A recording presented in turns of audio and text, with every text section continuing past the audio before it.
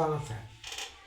ওই একদিন বন্ধ করলে মানে মানে ফ্যাট পাফাই যায়, মানে আপনার বুক জ্বালা ফোড়া করে, বুক বার হয়ে যায় এরকম। আপনি ওষুধ খাবেন, ভালো থাকবেন, এরকম তো হচ্ছে, এরকম এরকমই হচ্ছে। এখন ওষুধ খেলে বাড়াতে হয়, এখন ওষুধের কাজ করতে, ওষুধে ধরে না। ওষুধে ধরে না। এইটাই হচ্ছে অ্যালোপ্যাথি চিকিৎসার ফল। মানে তারা প্রথমে আপনারে দেবে ধরেন 20 mg, এরপরে কবে 40 খান, ফোর্টি তারপরে বলবে যে এটা কাজ করছে না, আটটা আছে, আটটা খান, 8 টাকা 60 এমজি খান, 60 mg খান, কিংবা ডবল করে খান। ডবল করে। এইভাবে শুরু হবে, হইতে হইতে হইতে হইতে আপনি আপনার জীবন শেষ। তাহলে রোগ ভালো কিন্তু হইলো না। হইল না। আপনি পেপটিক আলসার নিয়ে এই যে ধরেন অর্ধ জীবন পার করে ফেলাইছেন, অর্ধ জীবনে ভাগ করছে। অর্ধ জীবন পার করে ফেলেছেন। তাহলে পেপটিক আলসার যদি ভালো না হয়, তাহলে তো ওরা তো বলতেছে যে পেপটিক আলসার ভালো হয়, পেপটিক আলসার এ করেন ও করেন, ভালো হয়ে যাবে।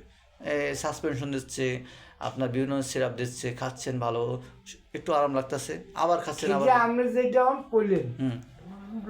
একটু আলাপ করি কথাটা বলি। আপনি যেটা বললেন যে এগুলো বর্জন করেন, হুম। কিন্তু ওরা এগুলোর কথা বলে না। কেউ বলে নাই। না, মানে এই যে আপনার গরুর মাংস খাওয়া যাবে না, না, এগুলো তারা কিংবা বলে না। হাঁসের মাংস খাওয়া এই যাবে যে না। ডাক্তার হাবিবুর রহমান, এত বড় ডাক্তার, হুম। গ্যাস্ট্রো লিভারের বড় ডাক্তার, বয়সী, ওনার বয়স হলো 70 বছর।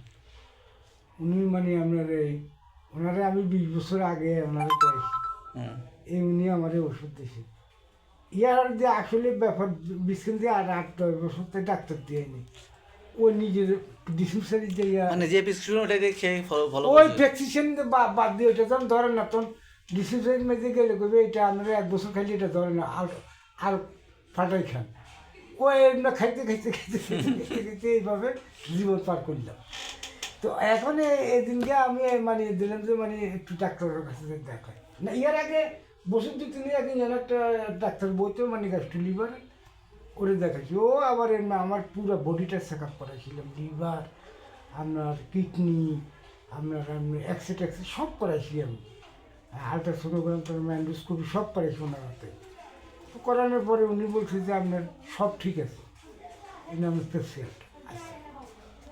আচ্ছা। তো এইটার উপরই উনি আমার ওষুধ দিচ্ছে। আচ্ছা, ঠিক আছে।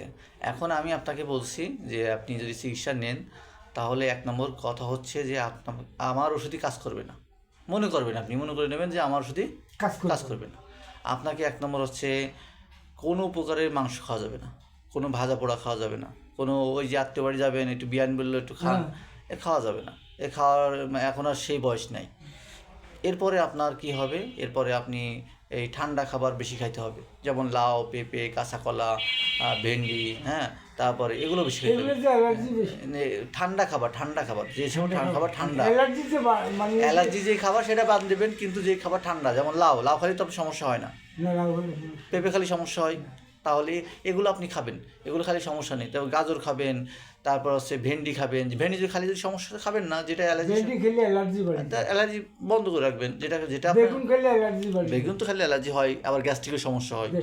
তো বেগুন গরম খাবার, বেগুন খাবার খাওয়া যাবে না। তো যে খাবার ঠান্ডা সেই খাবার আপনাকে বেশি খেতে হবে, যে খাবার গরম সেই খাবার ডিম খাবেন। খেতে, ডিম খেতে না, ডিম খাইতে পারবেন না। ডিম হয়তো বা মাঝে মধ্যে খাইতে পারবেন, কিন্তু মাছ খাইতে পারবেন, আপনি সব মাছ খাইতে পারবেন, কিন্তু গরম খাবার আপনাকে অ্যাভয়েড করতে হবে। যত ঠান্ডা খাবার আছে, ঠান্ডা খাবার আপনাকে খেতে হবে। আপনার শরীরে আপনি দেখছেন যে এই শীতকাল আসছে, আপনার দেখবেন আপনার শরীরে অনেক ভালো লাগে।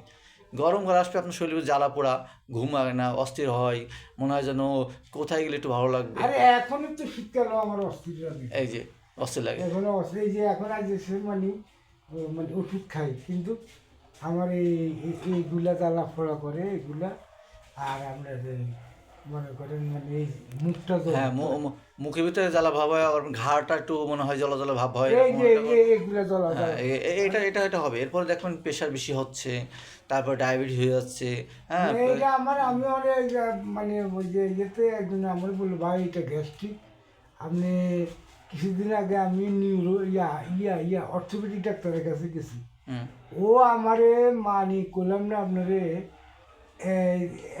মানে ইয়ে দিছে, ক্যালসিয়ামের এক একটা বিদেশি, হুম, এক একটা ক্যাপসুলের 25 টাকা, হুম, ডেলি 2টা। আবার না আপনার মানে এনে ভিটামিন দিছে খাইতেছি আমি এটা খাইয়া মানে আরো বেশি বাড়ি আপনি তো হবেই। আপনি ধরেন একটা মানুষের হজম প্রক্রিয়া ভালো হচ্ছে না, হ্যাঁ, সে যদি ভিটামিন খায়, ধরেন আপনার আপনি খেয়ে হজম করতে পারেন না, হজম তাহলে করতে তাহলে আপনার ভিটামিন খেয়ে কী লাভ হবে? আপনার ভিটামিন খালি তো আর গ্যাস হবে, আপনি ক্যালসিয়াম খেলে তো আর গ্যাস হবে, তাহলে এইসব খাবার খাওয়া যাবে না। বুঝছেন?